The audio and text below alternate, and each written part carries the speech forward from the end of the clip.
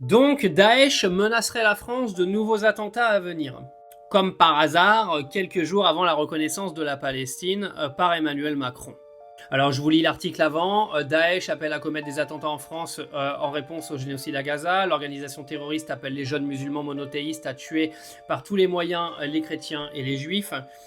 Alors, on va essayer de retracer un petit peu qui est Daesh, quand est-ce que Daesh a été créé déjà, et savoir comment c'est possible que ça arrive genre 3 jours avant la reconnaissance de la Palestine. Comme c'est étrange comme timing. Et comme par hasard, ça arrive au même moment où Benjamin Netanyahou et Israël balancent des menaces sur la France s'ils reconnaissent l'État de Palestine lundi. Ah, j'aime bien les coïncidences en géopolitique, parce qu'on dit que ça s'entremêle toujours au moment clé, mais faut peut-être arrêter de nous prendre pour des cons. Surtout que Benjamin Netanyahou et sa troupe de décérébrés avec Meir Habib en tête viennent nous expliquer que la France regrettera d'avoir pris la défense de la Palestine quand il y aura des nouveaux attentats sur son territoire. C'est ce qu'il répète depuis des mois. Et comme par hasard, lundi, on a une reconnaissance et dans le même temps, dans la même journée, on a Benjamin Netanyahou qui menace la France et donc Daesh. Et excusez-moi, mais qu'est-ce que Daesh viendrait menacer la France particulièrement dans ce qui se passe à Gaza, comme si la France était le pays numéro 1 responsable de ce qui se passe là-bas. Alors il faut savoir que le noyau dur de Daesh vient de Syrie et de l'Irak, c'est-à-dire deux pays qui ont été complètement déstabilisés par des puissances étrangères nommées les États-Unis et Israël. Alors là, on n'est pas dans cette vidéo pour entrer dans la théorie du complot. C'est juste qu'il faut comprendre qu'à l'intérieur de Daesh, il y a sûrement eu des financements de grandes puissances étrangères pour créer des déséquilibres et de la déstabilisation dans des pays stratégiques.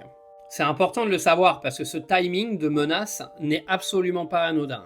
Donc ça, c'est pour le noyau dur des combattants de Daesh. Après, vous avez des combattants qui viennent de Tunisie, qui viennent de Jordanie, d'Arabie Saoudite, de l'Égypte, de la Libye, souvent des gens qui sont un peu désespérés et qui sont prêts à aller au combat. Il y a même des combattants qui viennent de France, d'Europe, de Belgique en général, d'Afghanistan, du Caucase, etc. Bref, de partout. En gros, dans tout ce que je viens de vous raconter, faut juste dire une chose, c'est que Daesh a été créé à cause des États-Unis et d'Israël. Ou alors, Daesh a été créé par les États-Unis et par Israël.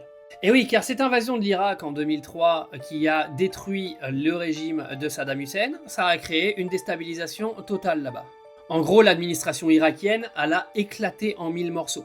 Et donc, une partie de Daesh s'est créée à ce moment-là. Comme c'est étrange.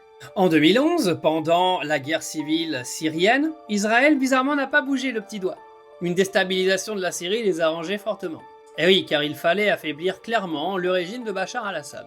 En gros, bizarrement, Israël a laissé faire des groupes armés islamistes dans le seul but d'affaiblir le régime syrien. Certains diraient même qu'Israël aurait financé justement ces groupes terroristes. Enfin bref, on va pas faire un résumé global parce que ce serait trop long, ce serait une vidéo qui durerait plus d'1 h 30. Mais une chose est sûre, le timing entre les menaces soi-disant de Daesh et celles du gouvernement israélien sur la reconnaissance de la Palestine par la France lundi pose quand même sérieusement question, non ?